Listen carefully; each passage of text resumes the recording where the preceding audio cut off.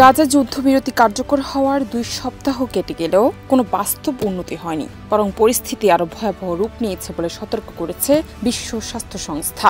সংস্থাটির মতে, ইসরায়েলের বাধার কারণে মানবিক সহায়তা সীমিত থাকায় ক্ষুধা ও অপুষ্টি এখন বিপর্যকর পর্যায়ে পৌঁছেছে। এলএমই সার্টিফাইড বিশ্বসেরা কপারে তৈরি ওয়ালটন কেবলস, যা আপনার স্থাপনাকে রাখবে সব সময় নিরাপদ। 24 অক্টোবর আল জাজিরা প্রকাশিত এক প্রতিবেদনে জানানো হয়, অবরুদ্ধ গাজায় এখন যে পরিমাণ খাদ্য সামগ্রী প্রবেশ করছে তা জনগণের প্রয়োজনের তুলনায় অতি সামান্য। জাতিসংঘের বিশ্ব খাদ্য কর্মসূচি জানায়, প্রতিদিন অন্তত 2000 টন ত্রাণ পাঠানোর লক্ষ্য থাকলেও বাস্তবে গড়ে মাত্র 750 টন খাদ্য গাজায় প্রবেশ করছে, কারণ ইসরায়েল নিয়ন্ত্রিত সীমান্তে কেবল 2টি প্রবেশ পথই খোলা রয়েছে।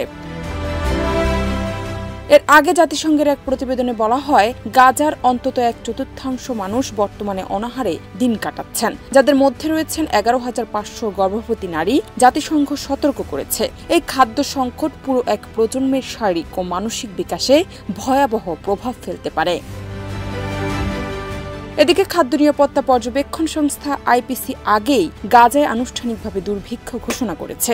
সংস্থাটির তথ্য অনুযায়ী আগস্ট মাসেই সেখানে 5 লাখেরও বেশি মানুষ বিপর্যয়কর পরিস্থিতিতে ছিলেন।